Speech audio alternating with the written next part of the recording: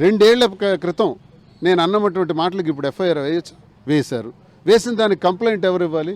అసలు ఈ కిరణ్కి నాకు సంబంధం ఏంటో మీరే చెప్పండి. నేను పోలీసు ఆ రోజు మీరు ఆయన అనుచిత వ్యాఖ్యలు చేసిన దువ్వాడ శ్రీనివాస్ కాదు, అప్పటి ముఖ్యమంత్రి మంత్రులకి. అలాంటి దాన్ని ప్రయారిటీ తీసుకొని మీరెందుకు విమర్శించాలి? అందుకే ఈరోజు ఆ రోజు జనసేన హోదాలో పవన్ కళ్యాణ్ వ్యాఖ్యలు చేశారు.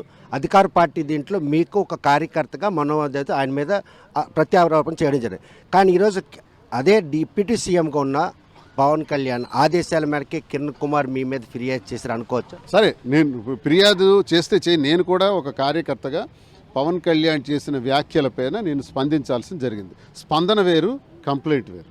కంప్లైంట్ అన్నది లీగల్ అవుతుంది. ఇది కోర్టులో కూడా రేపు వాదించాల్సిన అవసరం వస్తుంది. వాదించేటప్పుడు నేను విమర్శించింది ఎవరికి, కంప్లైంట్ ఇచ్చింది ఎవరు? సో ఇవన్నీ వస్తాయి. ఒకవేళ అది రైట్ అనుకుంటే రేపు న్యాయస్థానంలో తేల్చాల్సి వస్తుంది. నేను న్యాయస్థానంలో ఇదే ప్రశ్నిస్తాం. మా అడ్వకేట్ ద్వారా అదే ప్రశ్న